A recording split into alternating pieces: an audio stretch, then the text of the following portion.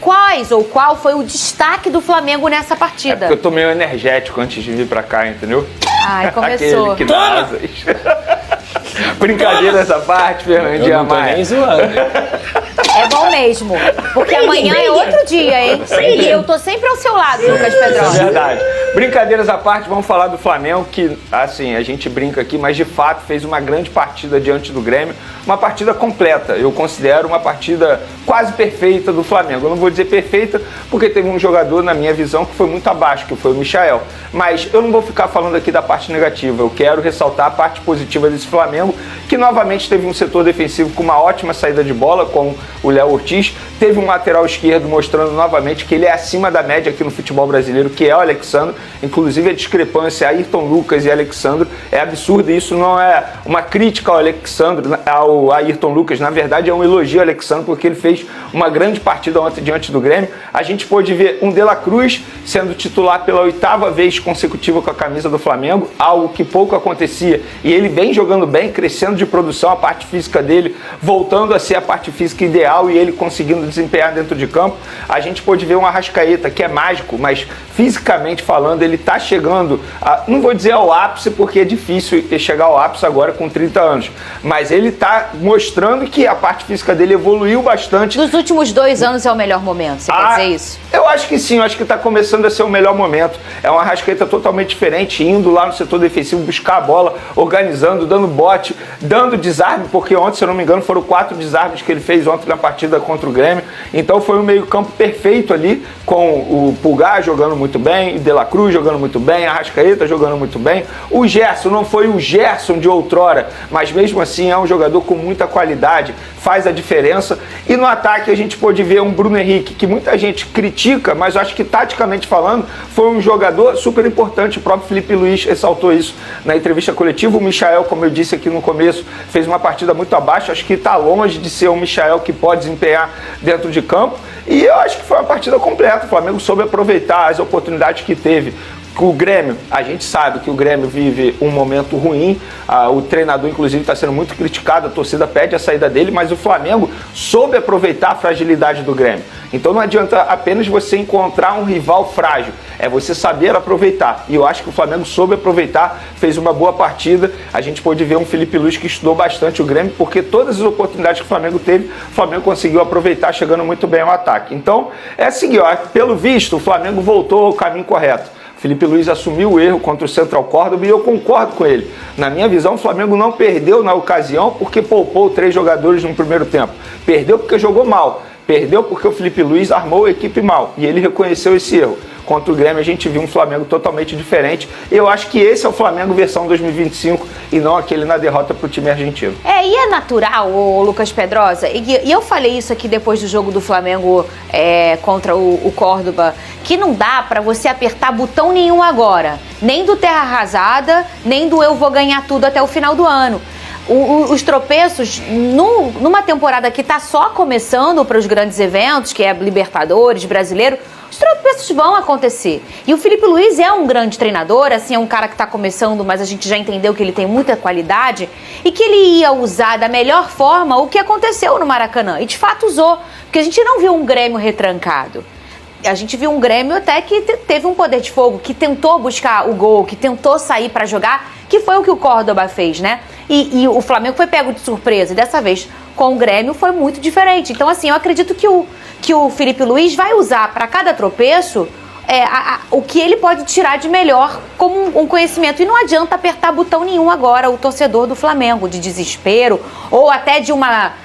Ai, meu Deus, eu vou ganhar tudo. Calma, como o Felipe Luiz disse, é um equilíbrio, hein, Pedrosa? Boa tarde, Fernanda, Veni, galera de casa. Eu acho sim que ele teve um aprendizado da partida contra o Central Córdoba, talvez até um aprendizado de postura, mas isso tem muito a ver com que, pelo que eu venho lendo, o Flamengo tem de prioridade no campeonato, na temporada 2025, que é o Campeonato Brasileiro. O Flamengo colocou os seus principais jogadores para jogar contra o Grêmio fora de casa e preferiu poupar alguns jogadores na partida contra o Central Córdoba. Isso foi justificativa para o Flamengo perder para o Central Córdoba? Claro que não. O Flamengo tem um elenco suficiente para vencer o Central Córdoba em casa, mesmo com os desfalques. Só que assim, não são qualquer desfalques. É Gerson, é Pulgar e Wesley. São 3 jogadores que mudam a engrenagem do Flamengo totalmente. E ontem o Flamengo também contou com o brilho do seu camisa 10, do Arrascaeta, que estando bem fisicamente tem total capacidade de decidir qualquer partida. Para mim foi um primeiro tempo soberano do Flamengo, inclusive, com muita posse de bola. Vai lá ver o jogo, vai lá ver o gol dele, vai lá, Pedrosa. Não, é uma equipe. A jogada, vai lá. Acho que até mesmo o passe do Michael, naquele momento ali, inicial. Pra você. Ó, o De La Cruz arranca, que é outro jogador que vem crescendo de rendimento. O Michael, apesar de ter o passe desviado, ele tenta o passe correto. Ele ia achar o Arrascaeta ali entre linhas, porque o Arrascaeta se colocou naquela posição, e aí, se eu não me engano, é o Edenilson que corta mal esse passe, e aí o Arrascaeta consegue driblar o goleiro e fazer o gol. Esse gol também deu uma tranquilidade pro Flamengo dentro da partida, porque foi logo no início do jogo. E logo depois desse segundo gol, acho que o nosso zagueirão ali foi muito mal, se eu não me engano, o Wagner Leonardo, que veio do Vitória, deixou o Arrascaeta com todo o espaço possível e o Arrascaeta conseguiu cravar naquele momento ali. Repito, Tá aí, olha a movimentação, o De La Cruz arranca, o Michael, ele consegue levantar a cabeça nesse momento, porque ele olha, e ele acha o Arrascaeta. Só que o Edenilson corta, o que ficou ainda melhor pro Flamengo nesse momento, porque os 4 jogadores foram em cima do Michael, e o Arrascaeta, com a qualidade dele, driblou. No outro gol que vai aparecer aí agora, pra mim, o grande erro aí é o do Wagner Leonardo. Ah, tudo bem, ele foi marcar o Bruno Henrique, mas tinha um lateral cobrindo ali. Ele tem que ir na bola, ele tem que pressionar a bola, porque se você der espaço para um camisa 10, pro jogador que tem a qualidade com o Arrascaeta, ele vai dentro do gol como ele foi. Mas de forma geral, acho que foi um grande jogo do Flamengo, uma equipe que, sem dúvida alguma, cada vez mais mostra o seu equilíbrio, mostra a força do seu elenco. Amassar o Grêmio na casa do Grêmio não é algo normal, mas o Flamengo fez parecer normal. Mas, ao mesmo tempo, repito, o que fica claro pra mim é que o Flamengo prioriza o Campeonato Brasileiro, não prioriza a Libertadores. Essa é a minha visão. Vamos ver o que o Felipe Luiz disse depois dessa partida. Foi dessas vitórias da onde a gente vê que esses jogadores são grandes, né? Depois de uma derrota em casa, muito dolorida, isso realmente demonstra somente uma coisa, o nível dos jogadores. O nível dos atletas que estão hoje no Flamengo. Quer? É isso? Não ia ter hoje não, mas pediram, aí eles colocaram. Cadê a classificação? Quer tirar foto, Vini? Não. Põe aí na tela, olha aí o líder Flamengo. Sabe o que vale mencionar? O E assim, quê, eu até Vene? falei antes aqui na introdução, o Flamengo conseguiu a 2ª vitória seguida fora de casa. Isso tem sido algo raro nesse início de Campeonato Brasileiro.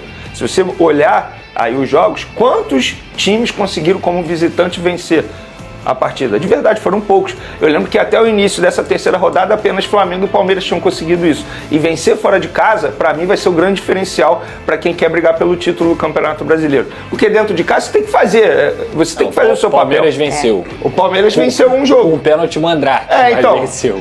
Aí só tinha Flamengo e Palmeiras.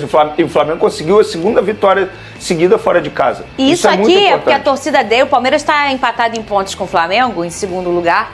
Isso é porque a torcida deles falou que é o pior momento. Eu nunca vi. Deixa pra lá. Ô, Big Boy, voltou, tá?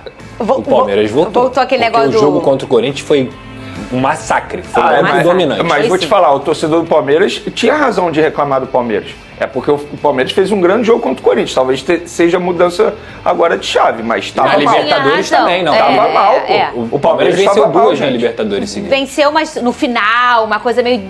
Mas é assim. Mas o Palmeiras em algum momento deu espetáculo? Não. E sabe qual é o mal do torcedor que há muito tempo ganha título? Achar que não tem adversário.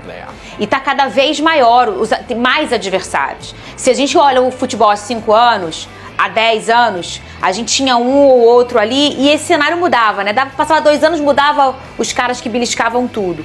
Nos últimos 10 anos, são sempre os mesmos. E aí, nos últimos 5, de lá pra cá, começou a ter mais gente querendo tocar na taça. Com qualidade, com investimento. Então, tem que cobrar, mas tem que entender também que não vai ganhar para sempre, porque tem outra gente, todo povo também que vai ganhar. O Flamengo está atento ao mercado e busca reforçar seu elenco com um nome promissor, Marino Inestrosa. O jogador colombiano de 22 anos atua como ponta-direita, mas também tem características que lhe permitem atuar mais por dentro, como meio-campista. A versatilidade do atleta chama a atenção da diretoria rubro-negra, que vê com bons olhos a possibilidade de contar com um jogador jovem, com potencial de crescimento e capacidade para desempenhar diferentes funções em campo. Inestrosa se destaca pela velocidade, habilidade num contra um e boa leitura de jogo, atributos que agradam à comissão técnica do Flamengo. A possibilidade de desenvolver ainda mais seu futebol em um ambiente competitivo como o do clube carioca também pesa a favor da negociação. Com um elenco que busca se manter forte para as disputas do Brasileirão, Super Mundial, Libertadores e Copa do Brasil, o Flamengo entende que reforçar o setor ofensivo com um atleta versátil e promissor pode ser decisivo na temporada.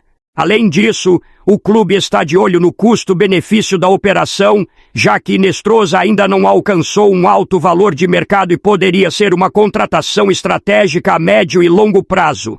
Internamente, o nome do colombiano já foi debatido entre os dirigentes e o técnico Felipe Luis, que enxerga no jogador uma boa alternativa para compor o grupo e aumentar as opções táticas da equipe. As conversas ainda são iniciais, mas o interesse é real, e o Flamengo estuda os próximos passos para tentar avançar na negociação.